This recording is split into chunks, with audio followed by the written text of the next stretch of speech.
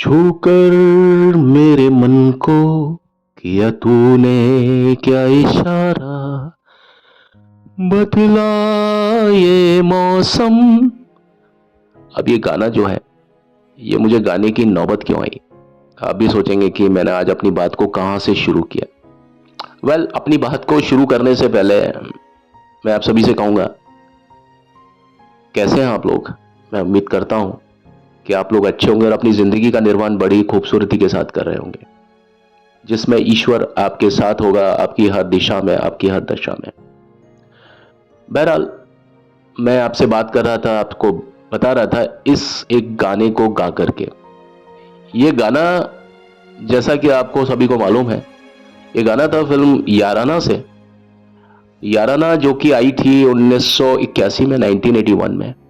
ये फिल्म अपने समय से लेट हो गई थी काफी ज्यादा। इसके कई पोर्शंस को रीशूट किया था और उसके पीछे काफी ज्यादा वजह रही थी, क्योंकि इस फिल्म को बनाने के बाद में देखा गया था कि भाई ये फिल्म देखने में कैसी लग रही है। तो कुछ लोग इस फिल्म को जब देखा बाद में, यानी यूनिट के लोगों ने, अमिताभ बच्चन ने भी, तो इस फिल्म को उन्होंने देखा इसमें कहीं कोई अधूरापन है, तो कई सीन्स इसके रीशूट किए थे। और अमिताभ बच्चन इस फिल्म के डिस्ट्रीब्यूटर भी थे मुंबई के, और अमिताभ बच्चन ने इस फिल्म के लिए काफी ज्यादा मतलब कॉशियस थे, उनकी निगाह इस पर थी। और अब मैं आपको इसका किस्सा एक और बताऊंगा कि इस फिल्म की वजह से यश चोपड़ा के साथ में अमिताभ बच्चन के कुछ रिश्ते खराब होने की जो वजह थी, वो यहां से, इस फिल्म से के दौरान भी पैदा हुई, जिसका मैंने नाम बताया, याराना। और याराना का तो मेरे ख्याल में ऐसा कोई भी गाना नहीं है जो कि, अगर मैं गानों की बात करता हूं, कि किसी के दिल के करीब ना हो। हर एक के दिल के करीब है, और फिल्म का नाम ही है याराना। और जब तक और जब जब और जहां तक भी दोस्त, दोस्ती, वफादारी की बातें होंगी ना, याराना नाम सबसे पहले आएगा। इसका एक एक गाना नगीना है, ऐसा समझ लीजिए। चाहे कोई भी फिल्म हो, कोई मतलब कोई भी गाना हो, इसका छूकर मेरे मन को कितना तसल्ली देता है, कितनी शांति देता है ये गाना आपको। सारा जमाना हसीनों का दीवाना, आप देखिए, तेरे जैसा यार कहां कहां ऐसा याराना, भोले ओ भोले, आप देखिए, है ना। आप कोई भी गाना देखिए, बिशन चाचा, रफी साहब की आवाज में, है ना, अमजद खान साहब के ऊपर उस गाने को फिल्माया है।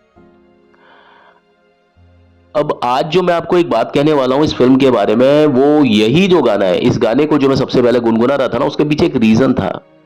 ये गाना आपने कितनी बार सुना, कितनी बार सुना, और आपने जितनी बार भी सुना होगा, इस गाने ने आपको बहुत ज्यादा एक शांति प्रदान की होगी,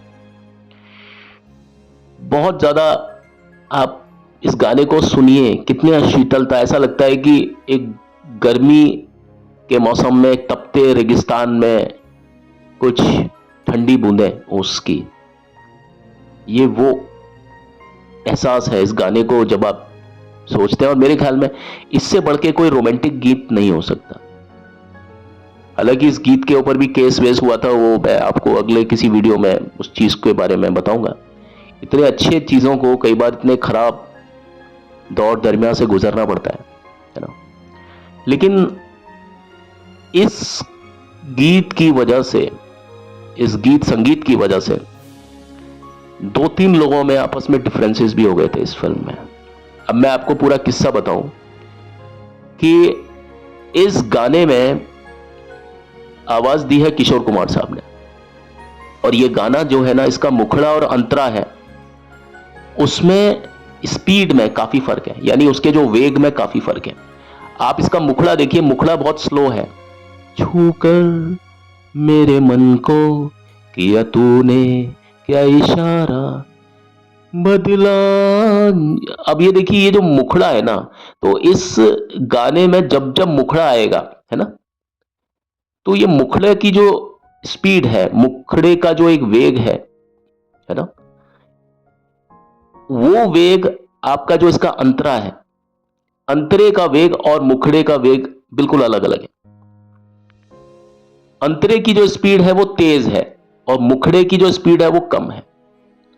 मूल जो गाना था ना उसमें ऐसा नहीं था। उसमें जितनी स्पीड मुखड़े की है, यानी छू कर मेरे मन को, अब ये एक स्पीड है, स्लो है ना।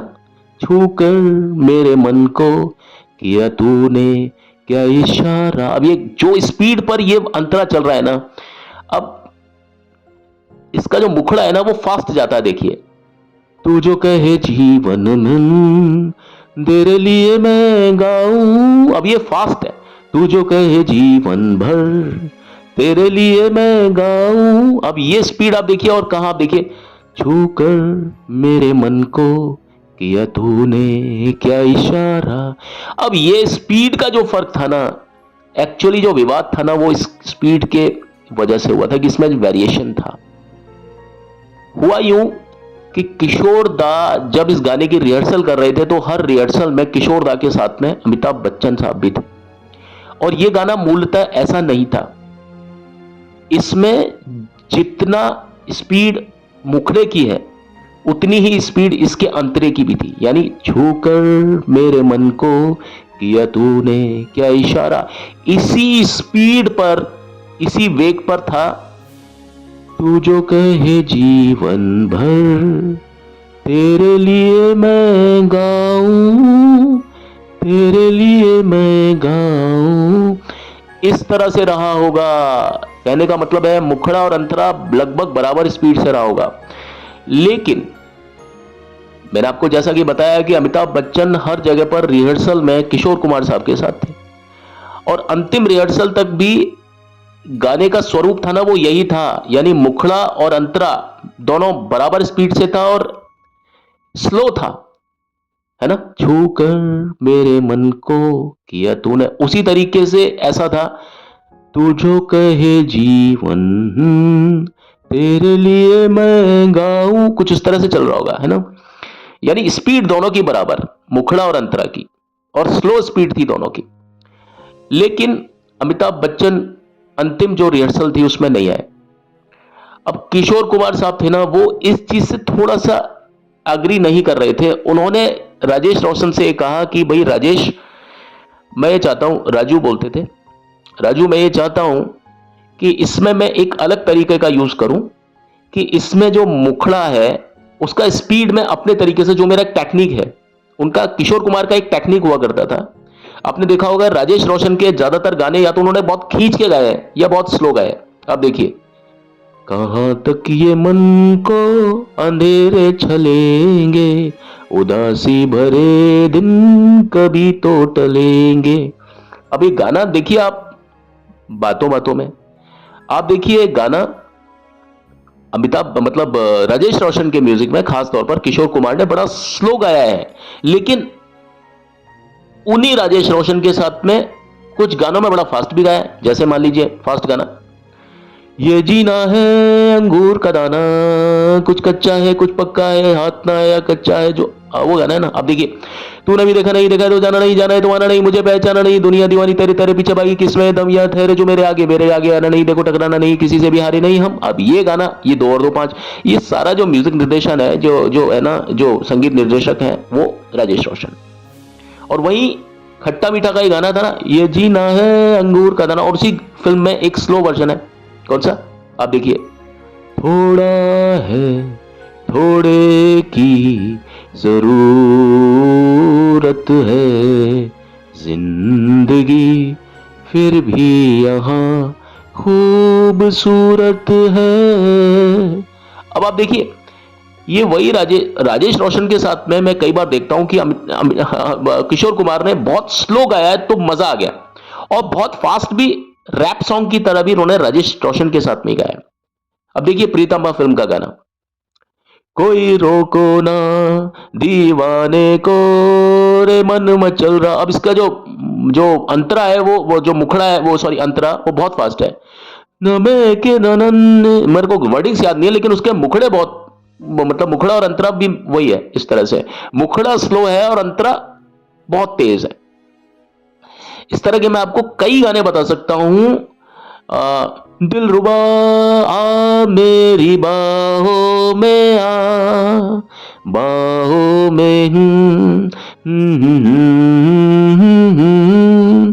मैं तेरी हूं दिलरुबा, दिलरुबा, है ना।